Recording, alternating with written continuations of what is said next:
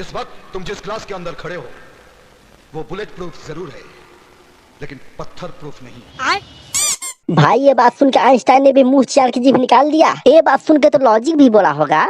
अरे कहना क्या चाहते हो? मेरा मोबाइल वाटर प्रूफ जरूर है लेकिन तेल प्रूफ नहीं। मुझे पटाखे से डर लगता है लेकिन बम से नहीं। मुझे पहले लगता था कि आलिया भट्ट से घटिया आईक्यू किसी की हो ही नहीं सकती, लेकिन इस सीन को देख के मेरे बाबू भैया से भी ज्यादा दरिया दिल में आलिया भट्ट के लिए इज्जत द ग्रेट खली सर की छाती की तरह बढ़ गई। और सबसे पगलाइटी वाली बात तो ये है कि लोग उस शीशे में पत्थर से मारते हैं और उस शीशा भी सच्चे आशिकों के दिल की तरह टूट जाता है।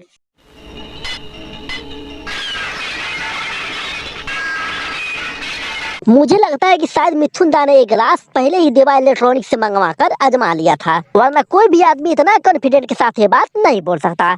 मुझे इस विलन का नाम तो नहीं पता क्योंकि हम बचपन से इसको काला नाग बोलते आए हैं। तो ये बेचारा काला नाग ने भी इस बुलेट प्रूफ ग्लास कंपनी वालों को बोला होगा, ओ चूना लगा दिया। अगर आज ये दिन रिपोर्टर राजीव तलवार देखता तो कसम से तलवार पहन के खुद को ही तलवार मार के मर जाता।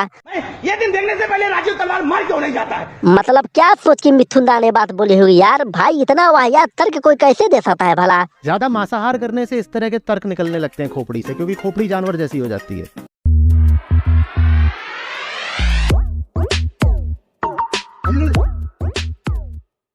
हेलो दोस्तों, तो दोस्तों अभी तक हमने बात किया सिर्फ भोजपुरी मूवीज के एक्शंस के बारे में और अब चलते हैं बॉलीवुड की तरफ। तो आज हम बात करेंगे बॉलीवुड के सबसे धाकड़ हीरो मिथुन दा के bomb proof, science proof, logic proof, gravity proof, सब कुछ प्रूफ एक्शन सीन्स के बारे में। जी हाँ, ऐसे एक्शन सीन्स जिन्हें देख के नासा के वैज्ञानिक भी बोल पड़ेंगे कि एकदम इन्होंने वक्त बदल दिया, जज्बात बदल दिए, जिंदगी बदल दी। ओ भाई। और ये वही एक्शन सीन है जिन्हें देख के हम बचपन में बोलते थे कि वाह क्या सीन है। और आज उन्हीं एक्शन सीन को देख के बोलते हैं भाई साहब कुछ ज्यादा नहीं हो गया ये? मतलब कुछ भी। तो चलो यार, लड़की के पीछे मत भागो, हो जाओगे लक्ष्य से दूर, चाहे सामने आ जाए रश्मिका या शक्ति कपूर की बेटी। ओ सॉरी, चाहे सामने आ जाए रश्मिका या श्रद्धा कपूर। ये हुई ना बात। इसी लाइन के साथ बिना टाइम वेस्ट किए वीडियो को स्टार्ट करते हैं।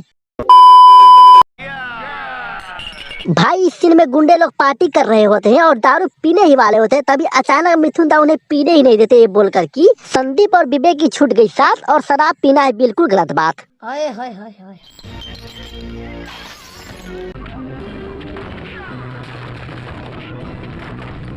और उनपे जूते बरसाने के बाद एक डायलॉग बोलते हैं, रावण के नाजायज औलादों। रावण के नाजायज औलादो, मतलब ये गुंडे त्रेता युग से अभी तक जिंदा हैं। फिर इतना सुनते ही गुंडों को चढ़ जाता है बुखार और वो लोग मिथुन दा को मारने के लिए निकाल लेते हैं हथियार। लेकिन यहाँ पे मिथुन दा तो निशस्त्र खड़े हैं। फिर वो लगाते हैं देसी जुगाड़ और गमछे से गुंडों को मारने लगते हैं।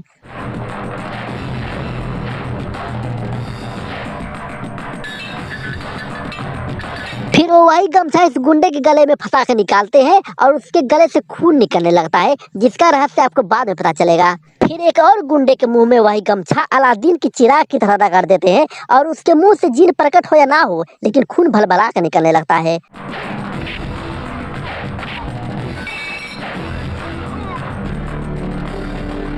और इन गुंडों को इस गमछे से मार खाने के बाद खून क्यों निकल रहा है, इस बात का रहस्य इस आदमी के गाने की तरह ही बिल्कुल समझ में नहीं आती।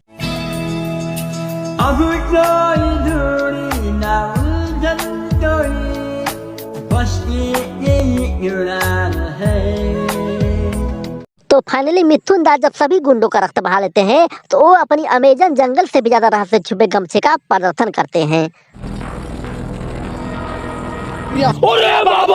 वाह मिथुन दा वाह, क्या बात क्या बात क्या बात। गमछे का हथियार बनाना तो कोई इनसे सीखे। और एक बार फिर उसी गमछे को लहराकर गुंडों को मारते हैं। दुपट्टा तेरा, दुपट्टा तेरा।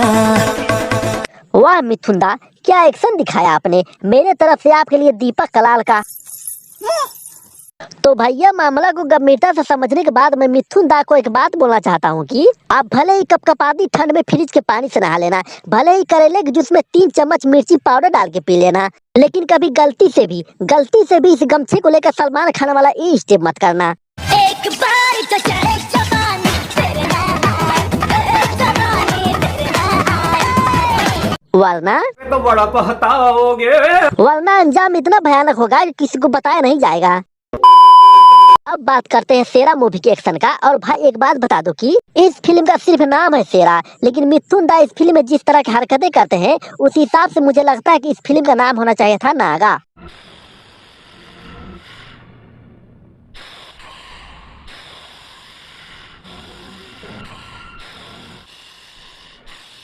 अब चलते हैं एक्शन की तरफ। आई एम ब्राउनी, हम तुमको इतना नशे का इंजेक्शन दिया फिर भी तुम नहीं मरा। भाई एक आंख वाला गुंडा इस हीरोइन को नशा वाला इंजेक्शन देके मारने आया है। नशा वाला इंजेक्शन, चलो कोई बात नहीं। और भाई मैं इस विलन को एक बात बता दूं कि भाई तू एक काम कर, ओनाइनेशन चैनल का 3 आंख वाला मेंढक से 1 आंख मांग ले, उसका भी काम बन जाएगा और तेरा भी। बात तो सही है। लेकिन जैसे ही वो इंजेक्शन लगाने जाता है वैसे ही अचानक मिथुन दा उसके सामने अंडरटेकर की तरह आ जाते हैं, शक्तिमान के तमराज किलबिश से मांगे हुए कपड़े पहनकर, और उसे मारने लगते हैं। फिर अचानक उनके अंदर का सोया हुआ नाग जाग जाता है और उसके बाद उस गुंडे को मार मार के उसका दयनीय हाल कर देते हैं। फिर शायद मिथुन दा को उस गुंडे पे दया आ जाती है और उसे गले लगा लेते हैं। लेकिन हमारे मिथुन दा भी धमाल वाले बमन के बाप से भी कठोर, जब इतना मार के भी उन्हें तसल्ली नहीं मिलता तो वो उस गुंडे को ले जाते हैं ऐसी खुफिया जगह पे जहाँ पे पूरी तरह से अंधेरा कायम रहता है। फिर उसे बांध कर ऐसा बात बोलते हैं जैसे किसी ने अपनी वेजिटेरियन बेस्ट फ्रेंड को 1 साल पहले जानबूझकर चुपके से अंडा खिला दिया हो। बहुत पुराना हिसाब चुकता करना है तुझसे। फिर उस गुंडे से पूछते हैं वही अंडे वाले हादसे के बारे में। माफ कर दो शेरा। अभी माफी मांगता है। हाँ? बोल। तूने मुझे चुपके से अंडे क्यों खिलाए? क्योंकि अंडा नॉनवेज नहीं है। कौन बोला? ध्रुव राठी। उसके बाद भाई उस विलेन को बचाने के लिए मेन विलेन आता है अपने चिले चपाटियों को लेके, जिन्हें देख कर लगता है कि वो लोग हीरो को मारने नहीं बल्कि गेहूं पीसने आए हैं, मतलब ऊपर से नीचे तक ढककर। और वो लोग मिथुन दा को ढूंढने में लग जाते हैं। लेकिन हमारे गांधार राज शकुनी से भी चतुर मिथुन दाल निकलते हैं उसी गुंडे के नीचे से जहाँ वो उसे बांध के रखा था, और उस बेचारे को द मंकी किंग की तरह हवा में उड़ा देते हैं। मैं यहाँ पे द फ्लाइंग जट की तरह भी बोल सकता था, लेकिन इसकी शक्ल के हिसाब से the monkey king he best लगा। फिर वो हवा में सैर करता हुआ विलेन जैसे ही एप्पल की तरह नीचे गिरता है वैसे ही हमारे न्यूटन का दुश्मन मिथुन दा उसे दोनों पैरों में रोक लेते हैं और उसे गिरने ही नहीं देते हैं, जैसे कि वो सर्कस दिखा रहे हों।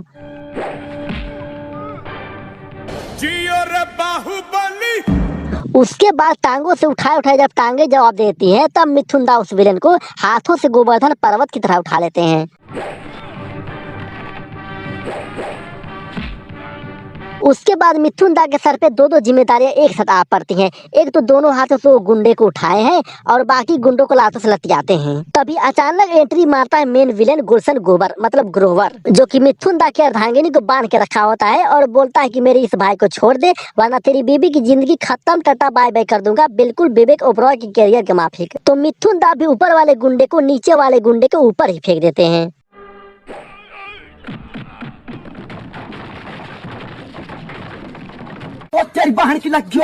जिसे देख के गुस्से में विलेन की गर्लफ्रेंड हीरोइन को टपकाने ही वाली होती है। तभी अचानक भगवान की दया से ये अंग्रेजों के जमाने का जेलर उसे बचा लेता है। फिर मिथुन दा के दिमाग में आता है शैतानी आइडिया और उसके बाद भगवान ही जाने वो क्या करते हैं, आप लोग खुद ही देख लो।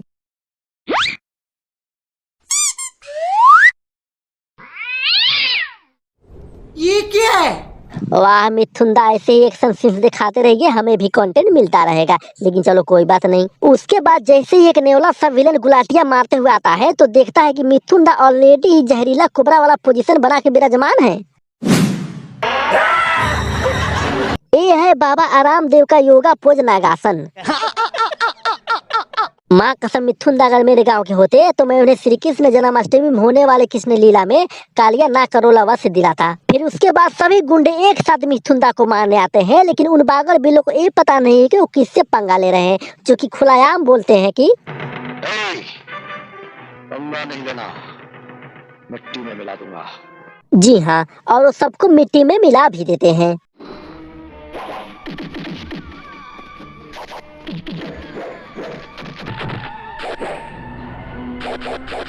अरे ये क्या था मिथुन दा, गुंडों को चिढ़ा रहे थे क्या? मतलब एक तो आप उन्हें धोबी की तरह धो रहे हो और ऊपर से चिढ़ा भी रहे हो यार, ये तो गलत बात है।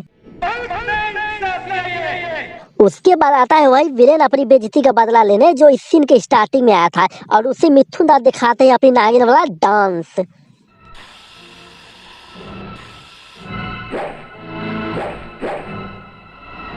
और वो बेचारा इतना डर जाता है जैसे कि उसके बाप ने उसे गुटखा खाते हुए देख लिया हो।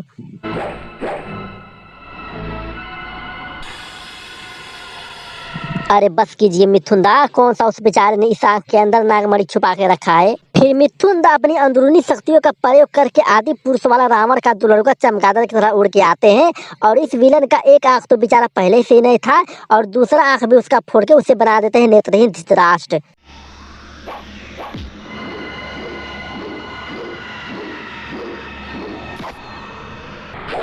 गया। और आप लोगों के मन में इस बात की खुरदुली मची हुई है कि इसका ये वाला एक तो हम सिंगल, उसके साथ साथ बेरोजगार पड़े लड़कों की किस्मत की तरह फूटी हुई आँख किस महारथी ने फोड़ी, तो ये देखो।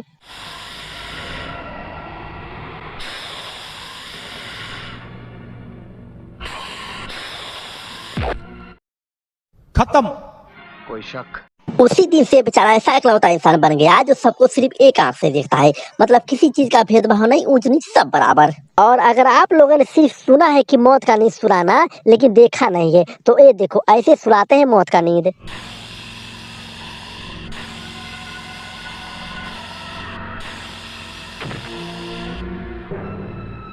जी हाँ, ऐसे ही तो सुलाते हैं मौत का नींद। मिथुन दा, इस सीन के लिए भी आपको मेरी तरफ से दीपक कलाल का। फिर आता है मेन विलेन, और वो पहले तो मिथुन दा को मारता है, लेकिन भाई सामने कौन है? मिथुन दा क्या है, कोई बोल सकता है क्या? तो मिथुन दा भी अपनी एमओ बंटाई की जुबान से भी तीखी उंगली का इस्तेमाल करते हैं, और उस विलेन को इस मोह माया वाली दुनिया से मुक्त करके अपना रास्ता नाप लेते हैं।